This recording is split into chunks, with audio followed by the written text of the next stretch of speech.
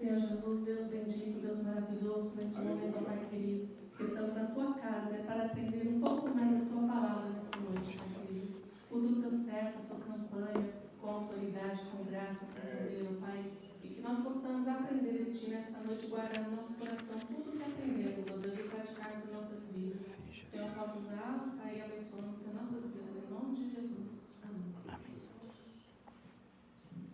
Amém, queridos. Pai do Senhor a todos. Pode sentar. Quero agradecer a Deus por este dia, agradecer ao Departamento de Escola Bíblica Dominical pela oportunidade de estar ministrando essa 10ª aula, que está no nosso calendário atrasada, mas vamos colocar em dia, querendo Deus, nessa data.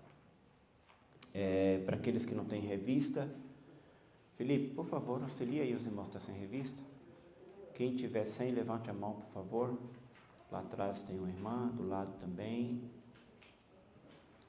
Nós estamos estudando, enquanto ele distribui as revistas, a carreira que nos está proposta, caminho da salvação, santidade e perseverança para chegar no céu. Comentarista, pastor Osiel, pastor presidente da Assembleia de Deus na cidade de Tiririçal, no Maranhão. É o comentarista desta lição. E hoje, a lição de número 10, nós vamos estudar desenvolvendo uma consciência de santidade. Desenvolvendo uma consciência de santidade. O texto áureo diz assim: segui a paz com todos e a santificação, sem a qual ninguém verá o Senhor. É um texto muito forte, muito confrontativo em 2 aspectos. Primeiro, seguir a paz com todos. Nós acabamos de estudar aqui a carta de Tiago, onde fala muito sobre o relacionamento social. E já naqueles dias havia situações de divisão, situações onde havia desprezo com os menos favorecidos. Quando nós olhamos para a carta de Paulo a 1 Coríntios, nós vimos uma igreja que tinha os seus grupos. E então, esse texto é confrontativo porque nós temos que desenvolver a paz com todos. A Bíblia diz: enquanto for possível, nós temos que ter paz com todos, não é só com crente. Paz aqui fala de comunhão, você não ter nada no seu coração contra nada e ninguém, ter um coração puro. Porque em seguida vai falar, além de ter a paz com todos, devemos ter a santificação, e sem essa, ninguém verá Deus. Então observe que o padrão que Deus estabeleceu para o seu povo, que é um dos seus atributos comunicáveis, que é a santificação, ele é santo, e além disso, outros atributos que Deus comunica, alguns é incomunicável, como a onipotência, a onisciência, e outros, esses são incomunicáveis, mas os que são comunicáveis, como amor, como santificação, ele nos permite ser participante desses atributos. Então, se nós não tivermos paz com todos e não está no caminho da santificação, nós não veremos o Senhor. E acredito que será uma situação horrível para aqueles que talvez andou a sua caminhada inteira e infelizmente não verá o Senhor. Esse é o padrão estabelecido por Deus. Se você quiser ver o Senhor, procure ter paz com todos. Desarma teu coração, Não é vantajoso você carregar o seu coração de guerra, de raiva, de rancor. É melhor você relevar, é melhor você perdoar, é melhor você tolerar. Porque isso não vai te fazer bem para a sua saúde física, não vai fazer bem para a sua saúde emocional e muito menos para a sua saúde espiritual. E porque não tem como eu ser santo se eu não estou em paz com meu irmão.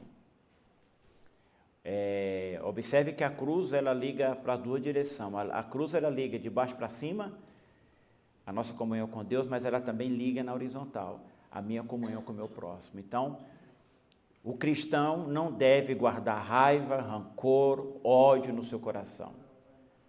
Você não pode olhar para o seu semelhante e sentir esse sentimento. Porque se você estiver carregado com esse sentimento, a sua santificação ela não é válida. Deus não a receberá. E além disso, se você manter assim até o dia da sua partida, você não verá o Senhor. Verdade prática. Na jornada do céu, devemos estar conscientes a respeito da necessidade de ter uma vida santa para nos encontrar com o Senhor. A Bíblia diz que Ele vem buscar uma igreja sem mácula, sem ruga, uma igreja imaculada, uma igreja pura, uma igreja como a noiva que se preparou para o seu esposo. E então essas características devem assumir na nossa vida cotidiana, na nossa jornada até o céu. A leitura que eu bebi em classe, 1 Pedro, para aqueles que não têm a revista, que quiser acompanhar na Bíblia ou no telão, se os irmãos puderem colocar aí, 1 Pedro, capítulo 1, versículo 13 ao 21. Esse texto é o texto que é escolhido como base da perícope do que nós vamos estudar, tá bom? Então eu vou ler e já vou fazer um breve comentário e nós vamos entrar na lição. Diz assim: portanto, cingidos os lombos do vosso entendimento, sede sóbrios e esperai inteiramente na graça que se vos ofereceu na revelação de Jesus Cristo. Versículo 13. Então, ele diz, portanto, cingidos os lombos do vosso entendimento. Espera aí, mas entendimento tem corpo? Não, é claro que ele vai usar uma metáfora. Ele está dizendo assim, exercite o teu entendimento. O nosso corpo não precisa de uma saúde boa, o nosso corpo não precisa de exercício físico, para ele manter firme os músculos, os ossos, os tecidos, para manter firme, precisa de exercício físico. Para que o nosso entendimento mantenha também firme, ele deve ser cingido também, para que essa graça que nos foi oferecida, ela não seja vã. Então, isso vai falar de vida prática. A vida cristã é uma vida prática, ela não é uma vida religiosa, tá? Vida religiosa você encontra lá no mosteiro, aonde os monges se encontram, ele se separa de tudo, não vê ninguém, não fala com ninguém, não tem contato com o que está por lá de fora. Assim é fácil ser santo. Agora, por lado de fora, em contato com o mundo, em contato com as coisas que aborrece a Deus, você manter puro e separado, é aí que está o confronto. E para que a gente possa alcançar esse padrão, nós temos que cingir o lombo do nosso entendimento. Versículo 14. Como filhos obedientes, não vos conformando com as concupiscências que antes havia em vossas ignorâncias. Então Pedro está falando aqui do antes e do depois. Como que era a nossa vida antes de encontrarmos a Cristo? Ou antes que Ele nos encontrasse? Qual era o padrão de vida que você levava? Qual era o modo de vida que você tinha? Eu vou ler de novo. Como filhos obedientes, não vos conformando com as concupiscências que antes havia em vossas ignorância. Então, quanto ao trato passado, nós éramos ignorantes, nós estávamos afastados de Deus, éramos dominados pelo pecado, nós não tínhamos um freio em nossa alma, nós não tínhamos um tutor, nós não tínhamos uma disciplina que regrava a nossa alma. Então, antes da nossa conversão, nós vivíamos assim. Agora que somos de Cristo, o que Pedro disse? Que nós temos que não nos conformar com esse modo, com esse padrão de vida que antes nós levávamos. Versículo 15. Mas como é santo aquele que vos chamou, sede também santos em toda a vossa maneira de viver. Então nós estávamos no mundo, estávamos totalmente escravizados pelo pecado, dominados pelo pecado, o Senhor nos chamou. A partir que Ele nos chama, Ele vai nos dar o padrão de vida agora. Vocês agora são meus filhos, foram gerados de novo, e eu quero que vocês sejam santos. A santidade ela não é pedida, a santidade é imposta, a santidade é exigida. E a Bíblia fala, sem a tal ninguém verá o Senhor. Só que nós vamos ver na lição que Deus nos dá, embora Ele exija a santidade, Ele nos dá meios pelos quais nós podemos nos tornar santos. O homem por si mesmo ele não tem essa capacidade, essa condição. Versículo 16. Porquanto escrito está, sede santo como eu sou santo. E se invocais por Pai aquele que sem acepção de pessoa julga segundo a obra de cada um, andai em temor durante o tempo da vossa peregrinação. Ou seja, Deus, Ele não faz acepção de pessoas, mas Ele é o sumo juiz e Ele julgará todos segundo as suas obras. E Pedro disse, já que Ele vai julgar segundo as nossas obras, nós temos que andar em temor. O temor é o freio da sua alma. O temor é quando você está diante do pecado, o pecado ele está seduzindo os seus olhos e você está na antessala, você está vivendo já nas concupiscências da carne, como nós vimos aqui na lição passada, você está na antessala do pecado. Mas o temor que você tem a Deus é o freio da tua alma para você não ceder. É o freio na sua alma para você não pecar. Porque Tiago disse, uma vez você cedendo, uma vez você pecando, isso vai gerar morte. E essa morte, ela vai gerar primeiro no campo espiritual. Porque quando a pessoa peca e ela não se arrepende, ela não confessa, ela está morta espiritualmente, porque Deus não habita ali. Deus habita onde há um coração aquebrantado, um coração arrependido, um coração regenerado, um coração que está querendo buscar a misericórdia de Deus. Aí ele diz, e qual é o tempo dessa santificação? Ele fala, durante o tempo da vossa peregrinação. Enquanto nós estamos habitando neste corpo e vivendo sobre esta terra, nós somos peregrinos, nós não somos daqui. A nossa cidade, Paulo diz aos Filipenses, está no céu guardada para nós. Então, o tempo da peregrinação é enquanto estivermos neste corpo e nesta terra, temos que santificar. 18. Sabendo que não foi com coisas corruptíveis como prata, ouro, que fostes resgatado da vossa vã maneira de viver. Pedro está olhando de novo para o retrovisor, que por tradição recebeste dos vossos pais. Então ele está dizendo, vocês foram resgatados, não foi por preço corruptível. Vocês foram resgatados com o sangue de Cristo.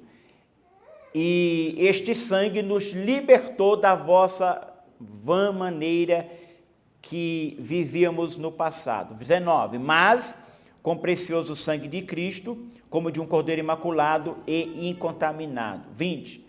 O qual, na verdade, em outro tempo, foi conhecido ainda antes da fundação do mundo, mas manifestado nesses últimos dias por amor de nós.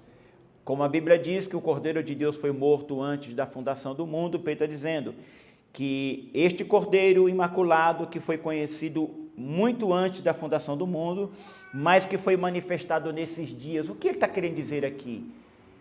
Que a salvação, ela se dá no momento em que o Cordeiro, que é Cristo, veio e ofereceu por nós um sacrifício único e perfeito e eterno. Isso quer dizer que o mesmo sangue que nos purificou na nossa conversão, o mesmo sangue que nos perdoou no dia que nos encontrou com o Senhor, este mesmo sangue tem poder também para remir, ainda nessa peregrinação, quando você tropeçar. Este sangue não tem tempo de validade. Enquanto houver um coração arrependido, um coração contrito, nessa jornada, se você tropeçar, se você cair, se você errar, se você falhar, se você pecar, e se você achar espaço no seu coração para arrependimento, este sangue ainda está valendo. Ele é válido para a nossa remissão. 21. E por ele credes em Deus, que o ressuscitou dos mortos, ele deu glória para que a vossa fé e esperança estivesse em Deus.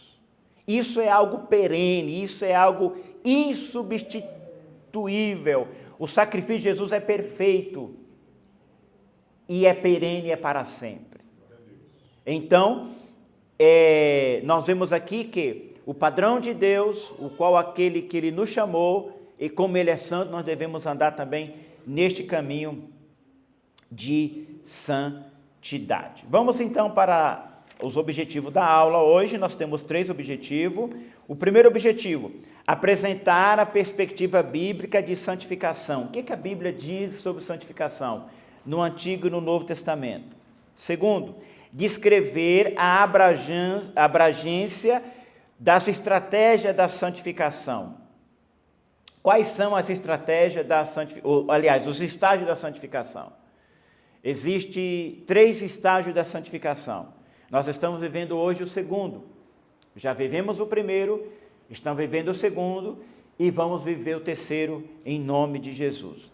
E terceiro, distinguir a santidade e a justiça de Deus como atributos inerentes à sua natureza. Não dá para separar a santidade com a justiça. Não tem como desmembrar as duas andam juntas e são irmãs, e nós vamos ver, permitindo Deus, nesta noite. Então a nossa introdução diz assim: a palavra consciência nos remete à ideia de percepção a respeito de algo que está em nossa volta. É o estado em que estamos despertos, acordados e lúcidos no tempo presente, e por isso sabemos que existimos desse jeito. O crente em Jesus, que iniciou a sua jornada de fé em Cristo, deve estar consciente a respeito de viver uma vida santa, sem a qual a Bíblia afirma: ninguém verá o Senhor. Hebreus 12 e 14. Nesta lição, estudaremos a importância da santidade em nossa jornada para o céu. Amém? Então vamos para o tópico primeiro, a perspectiva bíblica da santificação. O que a Bíblia diz no Antigo Testamento? É claro que é apenas um resumo. E o que a Bíblia diz no Novo Testamento? E o que a palavra de Deus em si, ela exige essa santificação. Vamos lá então? Tópico primeiro, subtópico primeiro. Do hebraico Kodesh, santidade. Então marca aí. Kodesh é um substantivo. Nós vamos ver isso porque tem a variante como substantivo, como verbo e como adjetivo. Então, a palavra santo como substantivo, ele fala no hebraico que é Kodesh, do masculino, que significa sacralidade, posto à parte, que pode se referir a Deus, aos lugares, coisas, algo à parte, separado. Essa palavra deriva da raiz verbal hebraica Kadash. Então nós falamos lá em cima de Kodesh, que é substantivo. Agora ela vem da raiz verbal que chama Kadash, que traz a ideia de consagrar, santificar, preparar, dedicar, ser consagrado, ser santo, ser santificado, ser separado. Nesse sentido, a palavra Kodesh aparece, que é substantivo, aparece 469 vezes no Antigo Testamento. Como santidade, por exemplo, em Êxodo 15, 11, coisa santa, número 4 e 15, santuário, Êxodo 36:4, e outra assim, o adjetivo kadosh, muito presente no Pentateuco, aos primeiros livros da Bíblia, traz a ideia de um dia, uma pessoa ou uma nação inteiramente consagrada e separada e santificada a Deus. Gênesis 2:3 e Êxodo 19:6. Então nós temos aí essas três palavrinhas. Kodesh, que é substantivo. Temos também a palavra Kadash, que é um verbo, e tem a palavra também hebraica, Kadosh, que ela traz mais no sentido daquilo que é inteiramente consagrada para Deus. No Novo Testamento, o que a Bíblia diz sobre essa palavra santificação? Em nossa jornada cristã, aliás, o verbo grego hagiazo quer dizer santificar, trazer a ideia de tornar santo, aqui já é a língua grega, purificar ou consagrar, venerar, ser santo. Esse termo abrange o sentido de o crente tornar-se puro, de modo a estar purificado e santificado por obra graciosa do Espírito Santo. 1 Coríntios 6:11. Nesse sentido, no Novo Testamento, a santidade operada na vida do crente é uma obra autêntica do alto. Nós vamos ler esses textos, se por favor, Nicolas, 1 Coríntios 6:11, depois Efésios 5:26 e Tiago, ou 1 Tessalonicenses 5:23. Então vamos ver. No Antigo Testamento nós temos as três palavras do hebraico, como substantivo, como verbo e como adjetivo. Adjetivo é aquilo que dá qualidade. No Novo Testamento nós temos aí a língua muda. Os irmãos sabem que a língua do Novo Testamento não é mais o hebraico, a língua do Novo Testamento é grego. E esta palavra no grego, ela tem a ver como purificação, consagração, veneração, ser santo. Aí nós vamos ver que o autor está dizendo aqui que o crente ele não é santo por si só. Nós vamos ver na lição que tem a nossa participação, mas a santificação é um ato de Deus. Nós vamos ver que a primeira parte da santificação ela é posicional, então Deus nos colocou como santo. Vamos ler 1 Coríntios 6:11, Nicolas, se você achou aí, por favor. 1 Coríntios 6:11.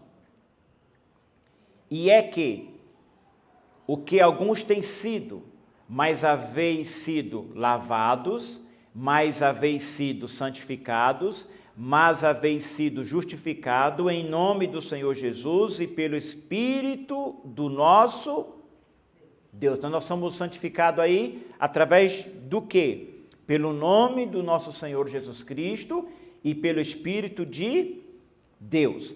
Efésios 5:26, por favor. Para santificar, purificando-a com a lavagem da água pela palavra. E o que é a água aí? É a representação da palavra. Jesus disse assim: e vós estáis limpo pela palavra que eu vos tenho dito. Amém? Também, 1 Tessalonicenses 5:23, por favor. E o mesmo Deus de paz, observe a origem da santificação, e o mesmo Deus de paz vos santifique em tudo, e todo o vosso espírito, alma e corpo sejam plenamente conservados, irrepreensíveis para a vinda de nosso Senhor Jesus Cristo. Então, ele vem buscar somente os santos, ele vem buscar aqueles que são puros. Amém? Alguma dúvida até aqui, irmãos? Todas. Terceiro, a santificação exigida pela palavra Em nossa jornada cristã, rumo ao céu, a palavra de Deus exige santidade.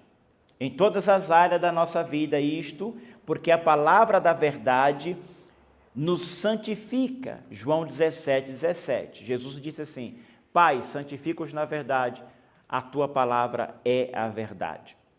Deste modo, o crente em Jesus não pode ter compromisso com o comportamento pecaminoso, visto que a sua lida diária, ele tem compromisso de buscar um estilo de vida santo, pois sabe que sem ele não podemos ver o Senhor. Então, vocês estão notando que o tema da lição tem tudo a ver com o que nós estamos falando? Vocês se lembram o tema da lição?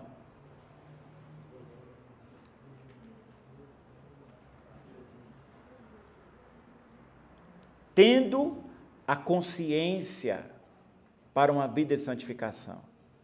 Então, não é que a gente é colocado numa gaiola, num quadrado, em um deserto que não tem contato com nada. Não é isso, irmão. Isso não é santificação, isso é religiosidade. Note que a palavra de Deus que exige essa santificação, ela vai nos dar meios pelo qual nós podemos ser santos. Nós temos, primeiro, a filiação de um Deus que é santo, então agora nosso Pai é santo. Segundo, nós temos o Espírito Santo que veio para nos consolar e ficar conosco e nos adornar como a noiva se prepara para o seu marido, que ele é santo. É ele que nos convence. Nós temos a palavra de Deus que é santa. Então nós temos atributos que Deus nos concedeu, meios que Deus nos concedeu, para nós ter o experimento da santificação. Então eu não posso, porque tem pessoas que vivem, por exemplo, aqueles que pegam uns chicotes, vocês sabem que existem algumas religiões, e eles ficam se batendo, né? Bate nas costas, bate até rasgar o couro das costas, sai sangue, e ali eles falam que é um ato de purificação. Só que é uma purificação, é uma santificação vazia. Porque o verdadeiro Deus não está ali. A palavra de Deus não está ali. O Espírito Santo não está ali. Então, a santificação, ele sim está se afastando de algumas coisas. Mas é uma santificação vazia. Então, a santificação válida é aquela que tem a participação dos meios que já são santos. Deus é santo. O Espírito Santo é santo. A palavra de Deus é santa. O sangue de Cristo é santo. O Senhor Jesus Cristo é santo. Então, é isso que vai nos dar um norte para a santificação. Ok? Nós vamos ver a participação do homem depois. Então, vamos para o tópico 2, a santificação e seus estágios. Agora vamos ver, então, os estágios dessa santificação. Quando que ela inicia e quando que ela termina. Então, diz aí, a realidade da santificação. A partir do que estudamos sobre os termos bíblicos a respeito da santificação, podemos afirmar que se trata de um ato, um estado e um processo. Repita comigo: um ato, um estado e um processo. Pelo qual o pecador se torna santo. Romanos 6, 19 ao 22. 1 Tessalonicenses 4, do 1 ao 7. Nós vamos ler esse texto aí, já deixa separado, Nicolas, por favor. Em primeiro lugar, a santificação é um ato de separação do mundo. Então, a pessoa aceita Jesus quando ela entende que ela é um pecador, porque a salvação ela não pode ser imposta. A salvação ela não é imposta. A salvação ela não é um ato de obrigação. Então a pessoa, o pecador, ele reconhece que ele é pecador, ele reconhece que precisa de um Salvador. Então Jesus disse: quando eu for levado à cruz, atrairei todos a mim. E ele disse: vinde a mim todos que estáis cansados e oprimidos e sobrecarregados, e eu vos aliviarei. Então, o convite da graça é trazer na memória do pecador que ele é pecador. Essa leitura na mente, na consciência do pecador que ele faz, ele diz assim: por mais que eu sou bom, por mais que eu sou um pai bom, por mais que eu sou uma mãe boa, por mais que eu sou um vizinho bom, por mais que eu sou um bom cidadão, por mais que eu sou um trabalhador, por mais que eu sou honesto, por mais que eu faça as coisas certinhas, ainda dentro de mim há um vazio impreenchível. Os meus méritos não me dão certeza da salvação. É aqui que a graça entra no trabalhar no coração do pecador. Ele reconhece que é pecador, ele sabe que os seus atributos, os seus méritos não são válidos para salvar a ele, e ele questiona.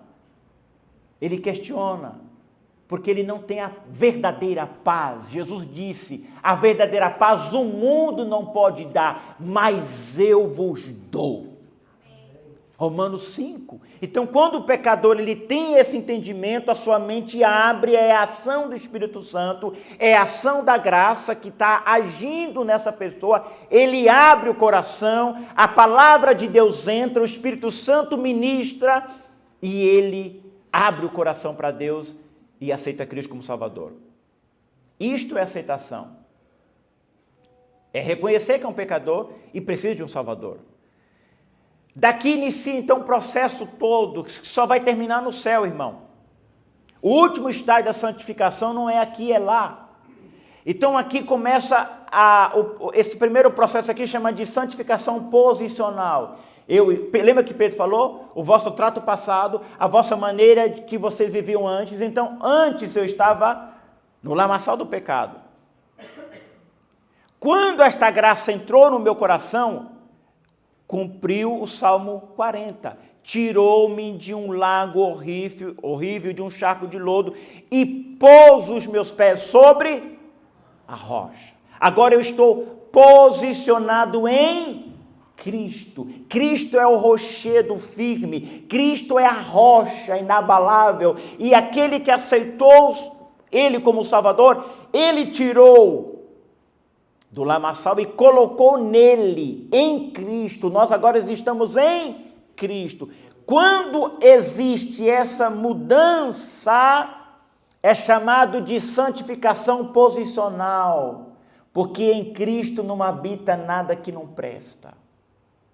Tudo que habita em Cristo é santo. Então nós estávamos lá algo, como que não valia nada.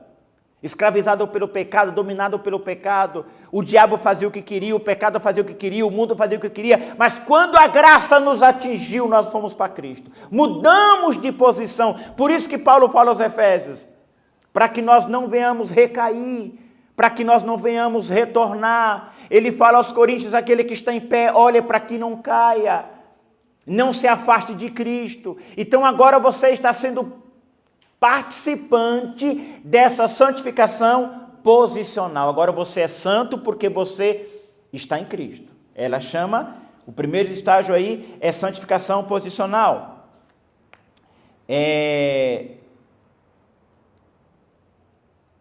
Onde eu parei? Em seguida, né?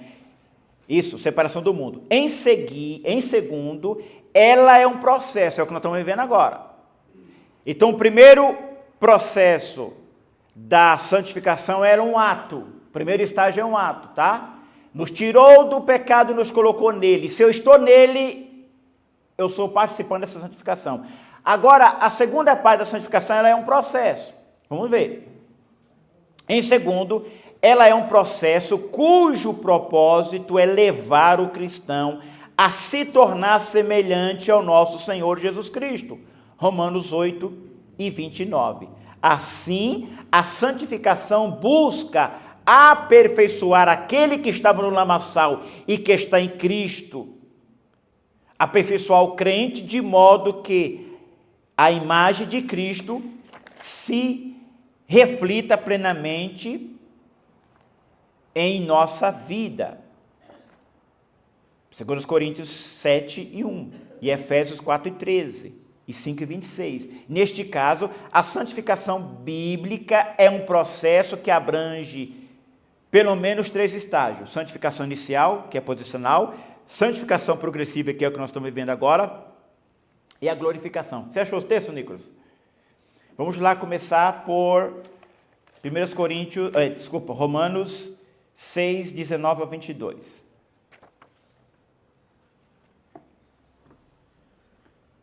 Olha esse texto aí, irmãos. É um texto muito usado que a gente dá para batismo. Falo como homem pela fraqueza da vossa carne, pois que, veja bem, está falando, falo como homem pela fraqueza da vossa carne. Pois que, assim como apresentaste os vossos membros para servirem à imundícia e à maldade para a maldade, assim apresentai agora os vossos membros para servirem à justiça para... Lembra que eu falei agora há pouco que a justiça e a santificação são irmãs? Continua, versículo 20. Porque quando ereis, Paulo também aqui está olhando para o retrovisor, quando ereis servos do pecado, estáveis, livre da justiça. Não tinha, se eu não estou em Cristo, se eu não estou em Deus, eu não tenho compromisso com Ele, correto? O ímpio não tem compromisso com Deus. É isso que ele está dizendo. 21. E que fruto tinheis então das coisas que agora vos envergonhais? Porque o fim delas é a morte. 22. Mas agora, olha o advérbio presente aí. Mas agora, libertados do pecado e feitos servos, não mais do pecado, mas servos de Deus, tendes em vosso fruto para a santificação e por fim a vida eterna. 23. Acho que é até o 23, se não me engano. Porque o salário do pecado é a morte, mas o dom gratuito de Deus é a vida eterna por Cristo Jesus, nosso Senhor. O próximo, 1 Tessalonicenses 4, do 1 ao 7. Irmão, pega um pouquinho de água aí, por favor. Finalmente, irmãos, vos rogamos e exortamos no Senhor Jesus que, assim como recebeste de nós, de que maneira convenha dar e agradar a Deus, assim a deis para que possais progredir cada vez mais. Pode deixar aí, meu querido. Porque vós bem sabeis que mandamento vos temos dado ao Senhor Jesus. Porque esta é a vontade de Deus a vossa, que vos abstenhais da fornicação. Você sabe o que é isso? É o sexo fora do casamento entre 2 jovens, que não é casado, ou entre casado e jovem. Que cada um de vós saiba possuir o seu vaso em santificação e honra. Não na paixão da concupiscência, como os gentios, que não conhecem olha ele distinguindo aí. Gentil que não conhece a Deus e crente que conhece a Deus, né? O gentil não tem compromisso com a palavra. Não tem compromisso com Deus, velho. Ele não nasceu de novo. Ele não foi gerado de novo. Mas nós temos. Ninguém oprime Ninguém oprima ou engane seu irmão em negócio algum, porque o Senhor é vingador de todas estas coisas, como também antes vô-lo dissemos e testificamos. 7. Porque não nos chamou Deus para a imundícia, mas para a santificação. Amém? Então, essa é a santificação posicional. A santificação progressiva, 2 Coríntios 7:1. 2 Coríntios 7:1.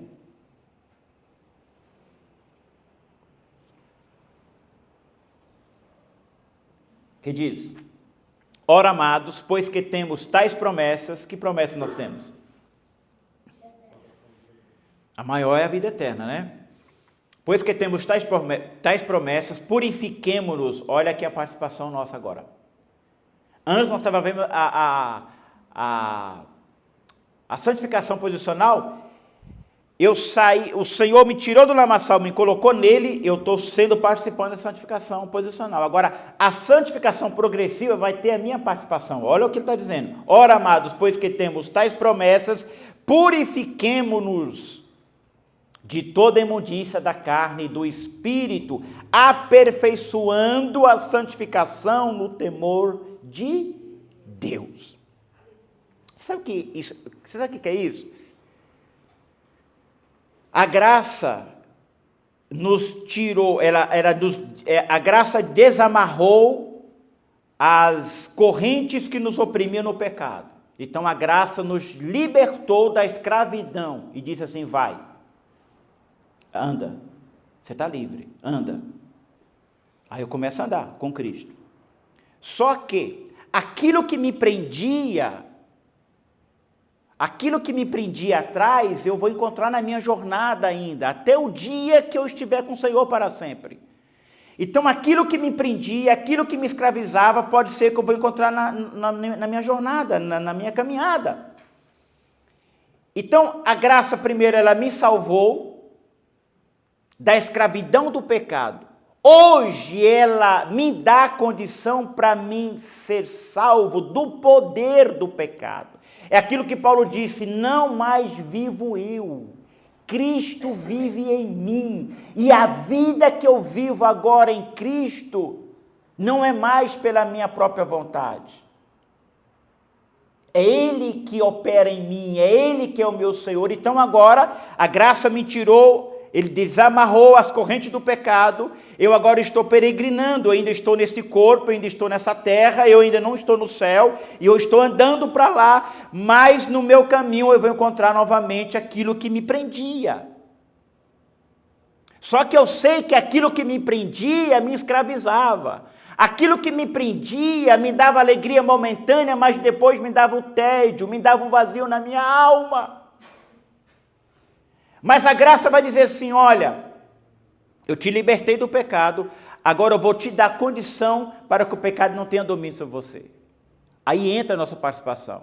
Como é que eu vou fazer isso? A graça está me dando os ingredientes: oração, vigilância, temor a Deus, uso e prática da palavra de Deus. Ou seja, eu estou no mundo, o pecado está aqui, está ali, está aqui, está ali, em todo lugar está o pecado. Eu não posso permitir que aquilo que me prendia novamente, me prenda novamente. Que me prendia antes, me prenda novamente. Por quê? Porque agora a graça está em mim. O Espírito Santo está em mim. Antes eu não tinha capacidade de me livrar do pecado.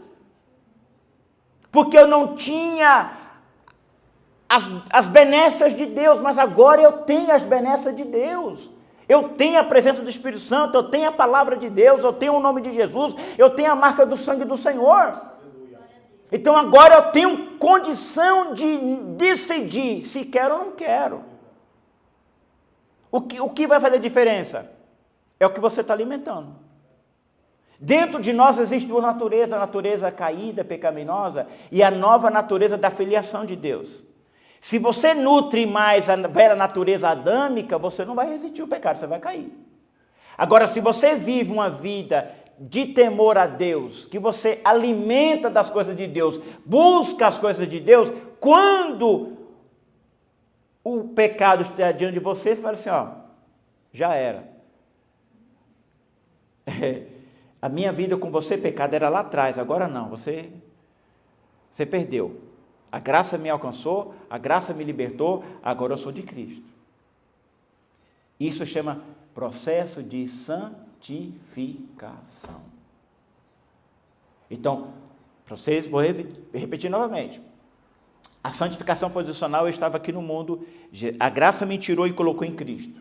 Agora essa santificação posicional me alcançou. E a santificação progressiva, ela não tem o último degrau aqui na terra. Sabia disso? Você anda hoje, santifica hoje. Você anda amanhã, você santifica amanhã. Você anda daqui um ano, santifica todos esses dias. Você vai viver 80 anos santificando, 100 anos santificando, 120 anos santificando. Quando esse corpo tombar,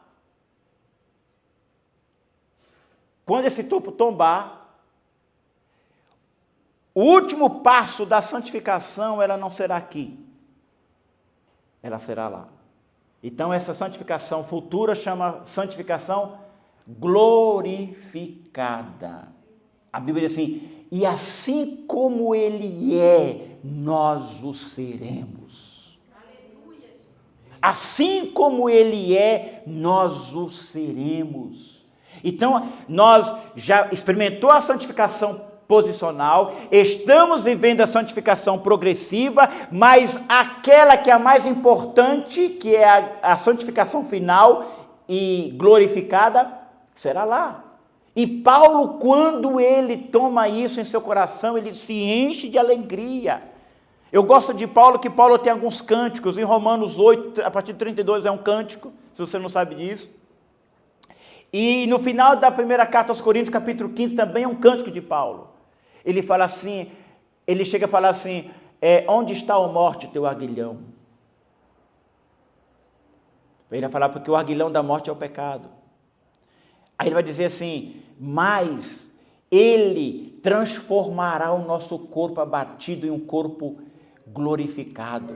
Ele nos dará um novo corpo que a enfermidade não pode atingir, o pecado não pode atingir, é um corpo santo, é um corpo como é o dele.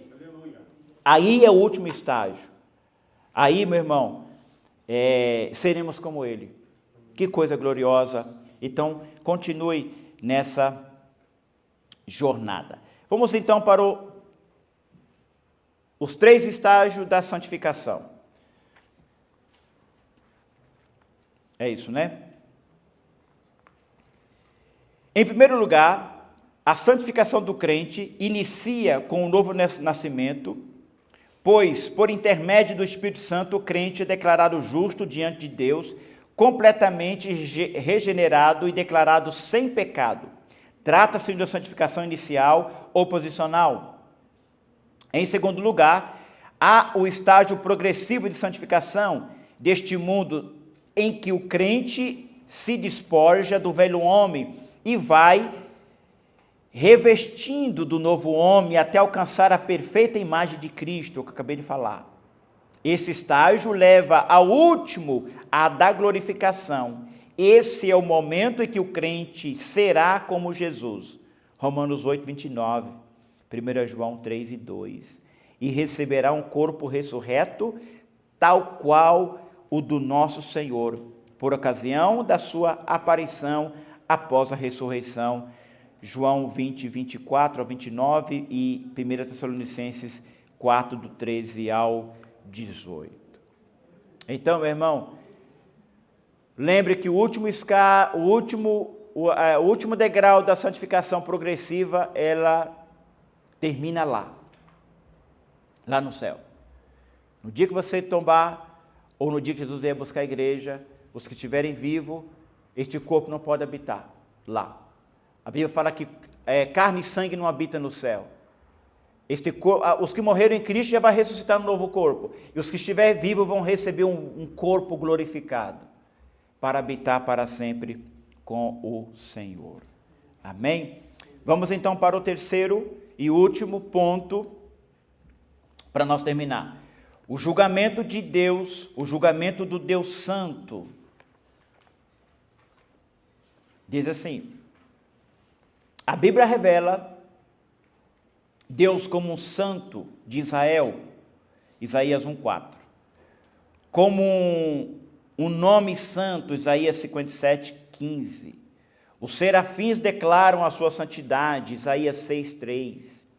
E em santidade ninguém pode se igualar a Deus, 1 Samuel 2,2.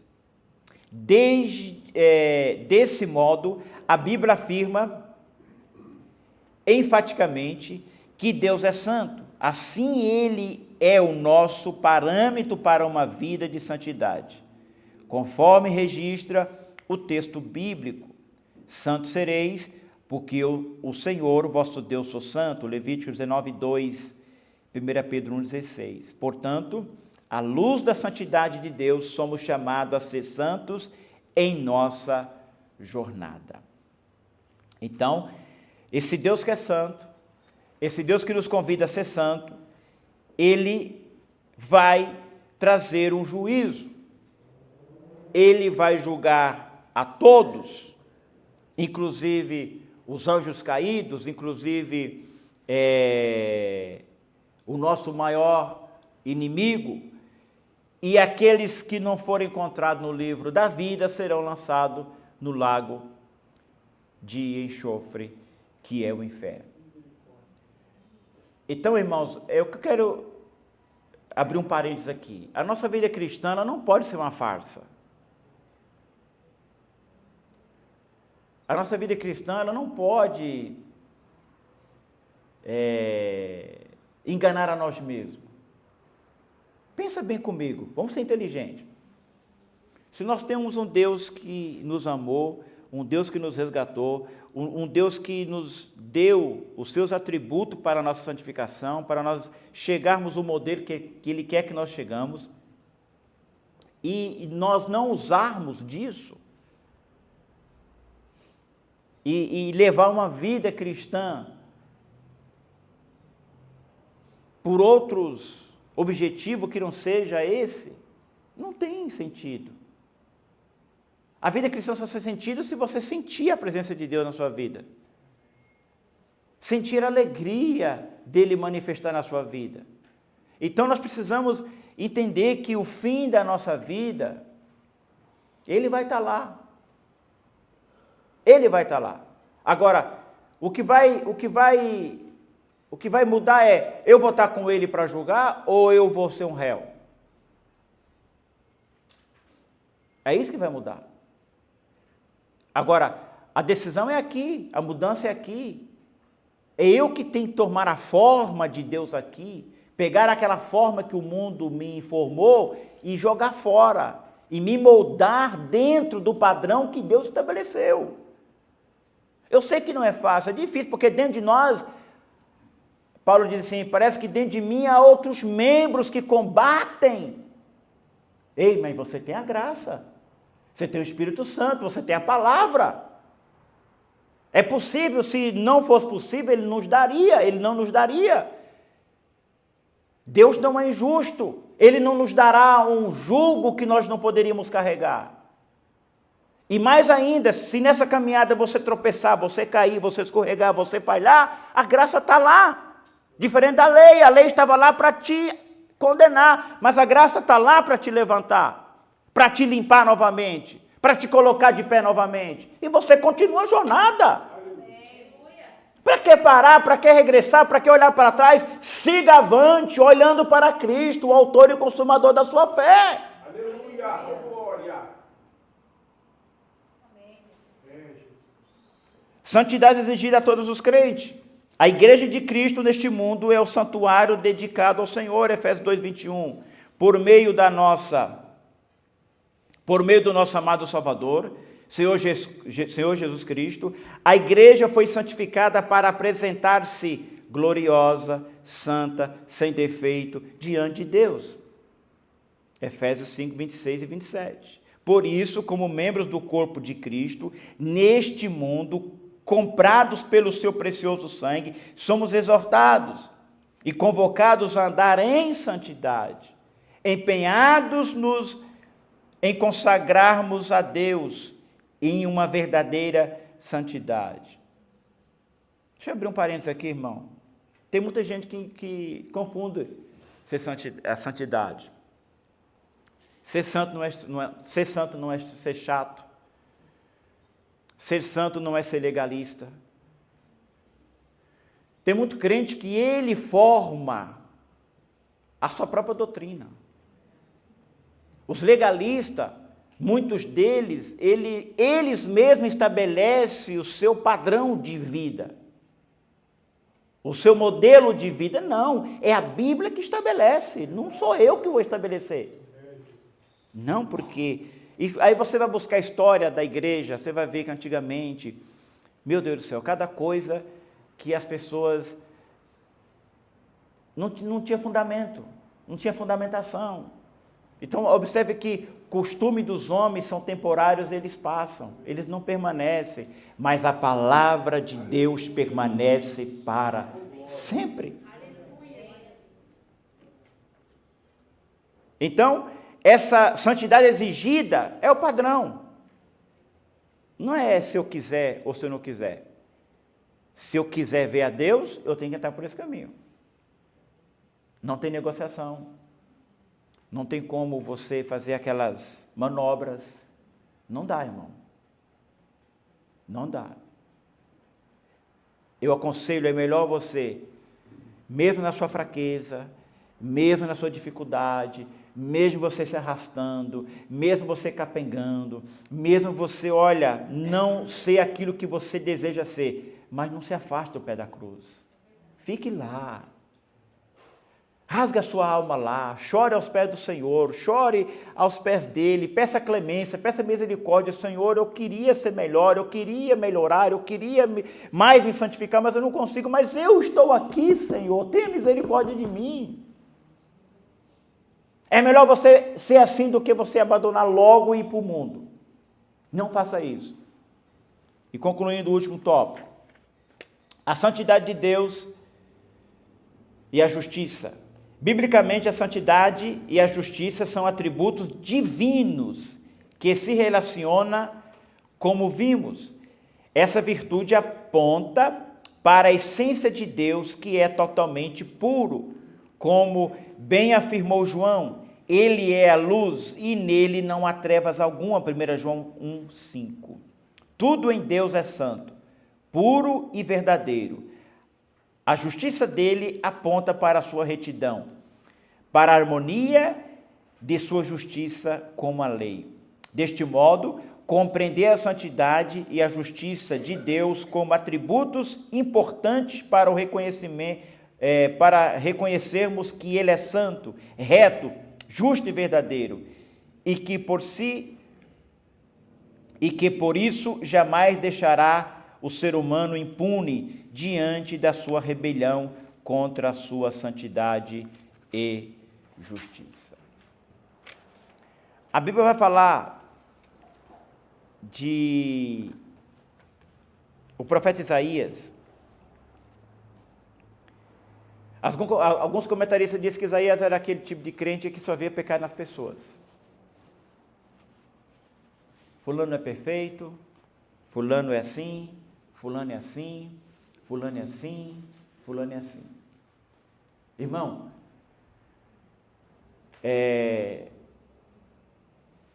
viva uma vida cristã piedosa, mas viva para Deus. Viva para Deus. Deus não nos dá o direito de medir as pessoas. Não meça as pessoas. Eu falei sobre Tiago. E Isaías era esse tipo de gente. Tinha uma língua solta para falar da vida alheia. Só que a Bíblia vai falar que um dia Isaías ele teve uma visão. E ele diz que no dia que ele teve a visão, ele viu um ser e um alto e sublime trono. E ao redor daquele ser voavam seres angelicais com 6 asas. 2 eles cobriam os pés. 2 eles voavam. E 2 eles cobriam os rostos para não olhar a santidade de Deus. E isso os serafins lá no trono. E quando ele viu aquilo, ele diz assim: ai de mim que vou perecendo, porque eu sou um homem de puros lábios e habito no meio de um povo de lábios impuros. E aquele santo, aqueles anjos que voavam, eles diziam assim: Kadosh, que é advérbio que dá qualidade. Kadosh, Kadosh, Kadosh, Yahvé Sabaoth. Santo, santo, santo, santo, santo, santo. Eu imagino que os joelhos de Isaías tremeram. E de repente ele viu um anjo que veio com uma tenaz e colocou na sua boca e a purificou. Irmãos, faça tudo, faça de tudo para você herdar a vida eterna. Tudo nesta vida um dia se finda, os prazeres se acabam, a idade chega, mas preserve a sua alma no temor de Deus. Não negocie princípios estabelecidos por Deus. Não negocie aquilo que é para sempre. A nossa salvação é para sempre. Busque força no Senhor. Rasgue a sua alma no Senhor. Peça misericórdia, peça ajuda. Mas mantenhamos uma vida que agrade a Deus, que satisfaça a Deus. Santidade é o padrão que Deus estabeleceu para a sua igreja. Concluindo, na jornada para o céu, o cristão precisa desenvolver uma consciência de santidade. O problema é que tem gente que nem tem consciência disso, que precisa ser assim. Precisa desenvolver a consciência de santidade de Deus para que possa tomá-la como um padrão perfeito de vida. Devemos sempre progredir em santidade desde o momento em que iniciamos a vida com Cristo até o final da nossa jornada. 1 João 2 e 3. Estamos no tempo de sermos conscientes de que Deus ama a todos e não deseja que ninguém se perca. Todavia, os que rejeitarem uma vida santa e se entregarem ao pecado, sofrerão a condenação eterna, pois santidade e a justiça são atributos de Deus que não se contradizem. Coloque para mim, Nicolas, 1 João 2 e 3, por favor. Vamos ficar em pé, irmãos? Eu sei que é cansativo. É cansativo. Diz assim, eu acho que é versículo 2.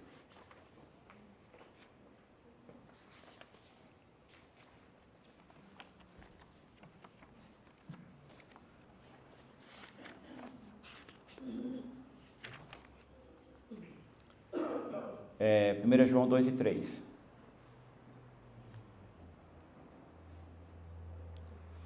Nisto sabemos que o conhecemos, se guardardes os seus mandamentos.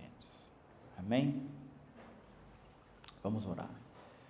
Senhor Deus e Pai, graças eu te dou, Senhor, por este momento que nós passamos aqui, Pai.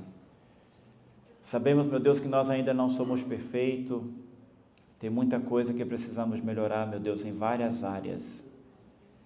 Mas essa aula, meu Deus, é para que nós tenhamos esta consciência. Inicia quando nós reconhecemos, Pai, que nós ainda precisamos melhorar em muitas coisas, Senhor. Eu peço que esta palavra, meu Deus, traga um sentimento, meu Deus, em nossos corações de querer uma mudança interior, meu Pai. Já fomos libertos da escravidão do pecado. A Tua graça desamarrou as algemas que nos prendia, Senhor. E como peregrinos sobre esta terra, Pai, nós não podemos permitir que o pecado venha dominar novamente a nossa mente, os nossos corações. Nos leva no jardim da oração, Senhor. Nos leva no jardim da consagração, da leitura bíblica, Pai. Nos ensina, Senhor, a ser praticantes da Tua palavra. Arranca, meu Deus, toda religiosidade de dentro de nós, porque o Senhor não quer sacrifício, meu Deus, o Senhor quer obediência, o Senhor quer a nossa inclinação para Ti. Nos ensina, Senhor, em todas as áreas a melhorarmos, meu Deus, aqui venhamos apresentar uma melhor frutificação no Teu reino, Senhor, enquanto somos peregrinos sobre esta terra. Dai-nos, ó Pai, a destreza de domar os nossos membros, meu Pai. Dai-nos, ó Deus, cada dia mais a porta do escape, para que nós saiamos e não contaminamos a nossa alma com as coisas desta vida. Senhor, desperta em nós, meu Deus, uma vida de oração, uma vida de temor, uma vida, meu Pai, totalmente consagrada a Ti, Senhor. Ó Deus, opera em nossos membros, Pai, naquilo que pendem para as fraquezas desta vida, Senhor. Ó Deus, venha dar-nos o controle, venha nos dar, meu Pai amado, os seus atributos, para que essa santificação, ela seja operada nas nossas vidas diariamente, até que nós chegamos à estatura de um homem e de uma mulher na Tua presença, Senhor. Abençoa os Teus filhos, leva-nos em paz, guarde de todos os perigos do corpo e da alma, e nos dai, Senhor Deus, uma noite de descanso e um final de semana abençoado na Tua presença. É o que nós te pedimos, Pai, e te agradecemos no nome de Jesus. Amém e amém. Felipe, terminar? Amém? Levanta sua mão para o céu. Que o grande amor de Deus, a graça de nosso Senhor e Salvador Jesus Cristo, a doce comunhão e consolação do Espírito Santo esteja conosco, não só agora, mas para sempre. Todos dizem amém. Se o Senhor é por nós, operando Deus, quem impedirá? Dá uma saudação ao teu irmão de paz e diz para ele: foi bom te ver aqui hoje.